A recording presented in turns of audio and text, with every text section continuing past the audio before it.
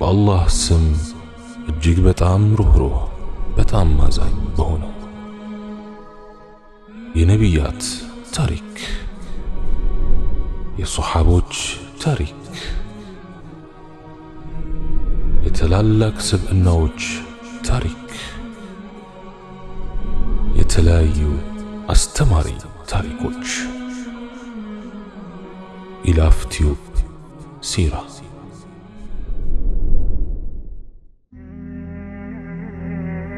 بسم الله اللهم لك الحمد كما ينبغي لجلال وجهك وعظيم سلطانك والصلاة والسلام على رسول الله وعلى آله وصحبه ومواله السلام عليكم ورحمة الله وبركاته بصرة تبلو بميترى كتم وسط يمينور عند شماغل لي سو نبر እኚህ ሰው ታዲያ ዋና ስራቸው አንድ ልጃቸውን በፍቅር መንከባከብ ነበር።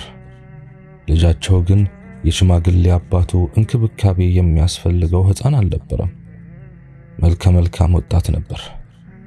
ሆኖም እሳቸው በታላቅ ፍቅርና መሳሳት ነበር የሚንከባከቡት።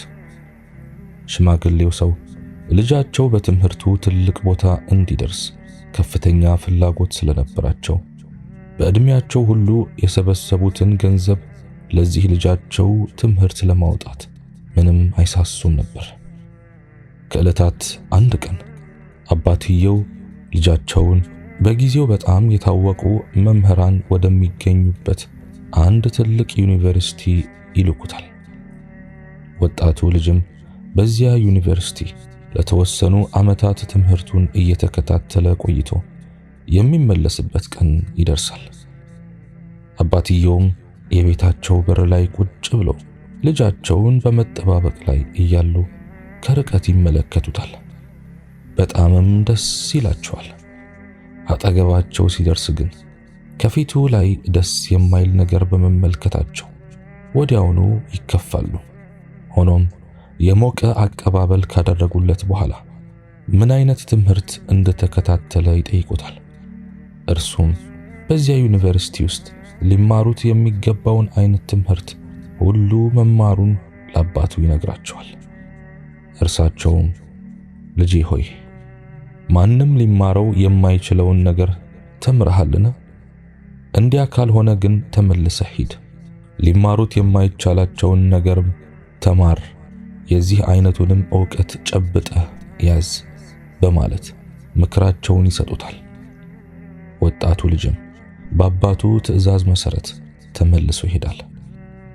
ታዋቂው መምህሩ ዘንድ በመቅረብም ሊማሩት የማይቻል ነገርን እንዲያስተምሩት ይጠይቃል። መምህሩ እነዚህን 400 በጎች ይዘህ ወደ ተራሮቹ ሂድ፣ ታዲያ ወደዚህ የምትመለሰው የእነዚህ በጎች ቁጥር 1000 ሲደርስ ነው በማለት ይነግሩታል። ወጣቱ በታዘዘው መሰረት በጎቹን ይዞ ወደ ተራራዎቹ ይሄዳል። በጎቹን በማገድም እረኛ ይሆናል። በአካባቢው ከበጎቹ ድምፅ በስተቀር ሌላ ምንም አይነት ድምፅ አይሰማም። ምንም ሰው የሚባል ነገርም የለም። በሕይወቱ ለመጀመሪያ ጊዜ ጸጥታ የሰፈነበት ዓለም ውስጥ እንደገባ ተሰማው። ከማንም ጋር መነጋገር እንደማይችል ተገነዘበ።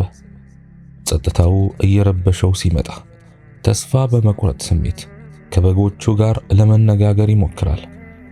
ነገር ግን መልስ አይሰጡትም። እንዲያውም ምን አይነቱ ቂል ነው በሚል ሁኔታ ዝም ብለው የሚመለከቱት ይመስለዋል። በጣም ጸጥ ባለው ተራራ ላይ ብዙ ጊዜ ቆየ። ቀስ በቀስም ለብዙ ዓመታት የተማረውን ዓለማዊ ዕውቀትም መርሳት ጀመረ። ውስጣዊ ፍላጎቱንና ክብሩን ወደ ጎን ተወ። ቆይቶም አጠቃላይ ባህሪው ልክ እንደ በግ መሆን ጀመረ። የታላቅ ጥበብና መተናነስ ባህሪያት ሁሉ የእርሱ ሆኑ። እጅግ ሲበዛ ትሁትና ታጋሽ ፍጡር ሆነ።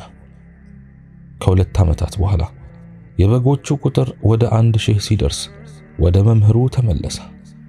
በአክብሮት ስሜት የመምህሩ እግር ላይ ወደቀ። መምህሩም አሁን ሊማሩት የማይችሉትን ትምህርት ተማርክ በማለት ተናገሩ። አጂብ! ትህትናና ታጋሽነት የጠንካራ ስብዕና ወሳኝ መሰረቶች ናቸው። ታጋሽ ለመሆን ጠንካራ ስብዕናን ይጠይቃል። ስብዕናን ለማጠንከርም ታጋሽ መሆንን ይጠይቃል። ሁለቱም አብረው ሊሄዱ የሚችሉ ጉዳዮች ናቸው። አንዱ ከጎደለ በሌላኛው ላይ ክፍተት ይፈጥራል። የትዕግስተኛን ምንዳ እጥፍ ድርብ ታጋሾችንም የራሱ ምርጥ ባሮች ላደረገው አላህ ሱብሓነሁ ወተዓላ ከፍ ያለ ምስጋና ይሁንለት።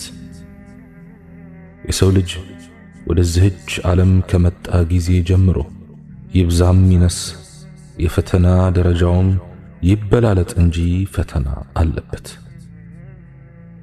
አላህ ሱብሓነሁ ወተዓላ እንዲህ አለ: الذي خلق الموت والحياة ليبلوكم أيكم أحسن عملا وهو العزيز الغفور يا የትኛችሁ ስራው ይበልጥ ያማረ መሆኑን ሊሞክራችሁ ሞትንና ሕይወትን የፈጠረ ነው። እርሱም አሸናፊው መሐሪው ነው። ሱረቱል ሙልክ አንቀጽ 2። በሌላም አያ ወለነብሉወነኩም ሐታ ነዕለመል ሙጃሂዲነ ሚንኩም ወሳቢሪነ ወነብሉወ አኽባረኩም ከናንተም ታጋዮቹንና ታጋሾችን እስከምናውቅ ወሬዎቻችሁንም እስከምንገልጽ ድረስ በርግጥ እንሞክራችኋለን። ሱረቱ ሙሐመድ አንቀጽ 31። የሰው ልጅ በዚህች ዓለም ላይ በሕይወት እስካለ ድረስ ሁሌም ፈተና አብሮት አለ። የዱንያ ቀናትም አንድም ለኛ አልያም በእኛ ናቸው። ብልህ ሰው የዱንያ ቀናት ተራ በተራ መሆናቸውን ያውቃል። ስለሆነም ዛሬ ቀኑ ለኔ ሆኗል ብሎ በደስታ አይንጠባረርም። ሐሴቱም ከልክ አያልፍም። ቀን ከሱ ፍላጎት አንጻር ተቃራኒ ወይም አጌንስት የሆነ እንደሆነ ደግሞ ድንጋጤው ከልክ አያልፍም። ፈጽሞ ከአላህ ሱብሓነሁ ወተዓላ እዝነት ተስፋ አይቆርጥም። በዱንያ ላይ በሕይወት እስካለን ከሥራ ባህሪያችን ጋር በተያያዘ መልኩም ሆነ በሌላ በብዙ ፈተናዎች ውስጥ እናልፋለን። እየሰራን እንከስራለን። ከበሽታ እየተጠነቀቅን እንታመማለን። እየለፋን ውጤት ልናጣ እንችላለን። ሰዎች የዚህችን ዓለም የኑሮ ውጣ ውረድ ለማሸነፍ የሕይወት መስመራቸውንም ለማቃናት ከሀገር ሀገር ይዘዋወራሉ። ከዚህ ጫፍ ወደዚያኛው ይሄዳሉ። ሥራም ይለዋውጣሉ። ይህም የሚሆነው አንድም ኑሮን አልያም አየርን አልያም ሌላ ነገር ለመለወጥ በማሰብ ነው። ቢሆንም ታዲያ የቱን ያህል ቢጓዙም ከዱንያ ክልል መውጣት አይታሰብም። ሰማያዋም ምድሯም ባህሪዋም ያው ነው። በደረሱበት ሁሉ ካሰቡበት ለመድረስም መንገዱ አልጋ ባልጋ አይደለም። ሕይወት ስኬትን እንደያዘች ሁሉ ውድቀትም የጎንዮሽ ባህሪዋ ነውና አንዱን አንስታ ሌላውን መጣሏ የተለመደ ነው። መሰናክሎችን ለማለፍ ሆነ ተሳክቶልን መሰናከሉን ካለፍን ወይ ደግሞ አቅቶንም ሐሳባችን መስመር ካልያዘ ሰብር ወይም ትዕግስት በእጅጉ የሚያስፈልገን ስንቅ ሆኖ እናገኘዋለን። ስለ ሰብር ወይም ትዕግስት ከቁርአንና ከሐዲስ ከዑለማዎችም ሆነ ከሌሎች ታላላቅም ሆኑ ተራ ሰዎች ብዙ ሰምተናል። በየአጋጣሚዎችም አንብበናል፣ ተመክረናል። አስፈላጊነቱም ስለተረዳን ለሌሎች ነግረናል፣ ዘክረናል። ትልቁ ጥያቄ ግን ይህንን ለሰዎች የመከርነውን መልካም ልብስ ያማረ የሆነውን የትዕግስትን ካባ ለራሳችን እንዴት እንልበስ የሚለው ነው።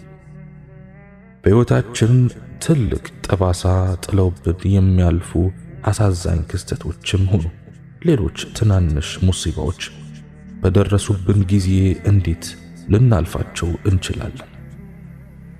ሰብር ወይም ትዕግስት ማለት በሕይወት ጎዳና ላይ ዘና ብለን በመጓዝ ሳለን ድንገትና ሳናስበው ማንኛውም አይነት ሙሲባ ወይም ችግር ባጋጠመን ጊዜ ውስጥን ማረጋጋት፣ ህመምንም ችሎ መዋጥ፣ የአላህንም ክፍፍልና ውዴታ ካላንዳች ውስጣዊ መቆርቆር መቀበል ብሎም ከዚህም አልፎ ለአላህ ስብሓንሁ ወተዓላ ምስጋናን ማድረስ ነው።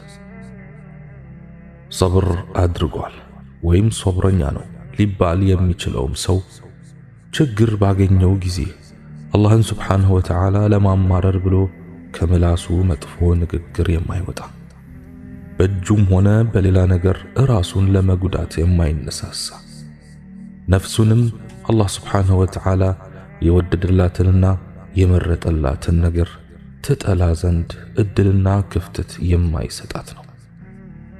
በተለይ ጉዳቱ ባገኘው ቅጽበት ወዲያውኑ ይህን ያደረገ ሰው በእርግጥም ከአላህ ስብሓንሁ ወተዓላ የተሰጠውን ፈተና በብቃት አለፈ። አላህንም ሆነ ሥራ ክፍፍሉን ሁሉ እውነተኛ መውደድን ወደደ። ለዚህ አይነቱ ሰው አላህ ስብሓንሁ ወተዓላ ሁኔታዎችን ቶሎ ያረግብለታል። ችግሩን ወደ ድሎት፣ ሐዘኑን ወደ ደስታ ይለውጥለታል። ከአላህ ስብሓንሁ ወተዓላ የሆነን ነገር ሁሉ የወደደ ሰው ጥቅሙ ለራሱ ነው፣ የጠላም ጉዳቱ በራሱ ነው። ሶብረኞች አላህን የወደዱ የወደደላቸውንም የወደዱ አላህም የወደዳቸው የአላህ ምርጥ ባሮች ናቸው። የዱንያ ላይ ችግሮች፣ ፈተናዎችና መከራዎች፣ በሽታዎችም ሆኑ ሌሎች እኛን የሚጎዱ የሚመስሉን ክስተቶች የፈጣሪያችን የአላህ ስብሓንሁ ወተዓላ ይሁንታ ያለባቸው ሊጎዱን ሳይሆን ሊጠቅሙን፣ ሊሰብሩን ሳይሆን ሊያሻሽሉን የመጡ ሽልማቶች ናቸው። አላወቅንበት ሆኖ ሰብር አጣን እንጂ ከሙሲባዎች የምናገኘውን ጥቅም ተገንዝበን በሆነ ኑሮ ሙሲባዎችን ባልጠላን ነበር። የአላህ ስብሓንሁ ወተዓላ መልእክተኛ ዓለይሂ ሰላቱ ወሰላም እንዲህ ይላሉ፣ አንድን ሙእሚን ችግርም ሆነ መከራ፣ በሽታም ይሆን ሐዘን፣ ሌላው ቀርቶ ሐሳብ እንኳን አያገኘውም በዚህ ባገኘው ነገር ኃጢአቱ የሚረግፍለት ቢሆን እንጂ። አላህ ስብሓንሁ ወተዓላ እኔ በተናገርኩት እናንተም በሰማችሁት የምንጠቀም ያድርገን። سبحانك اللهم وبحمدك أشهد أن لا إله إلا أنت أستغفرك وأتوب إليك وآخر دعوانا أن الحمد لله رب العالمين والسلام عليكم ورحمة الله تعالى وبركاته.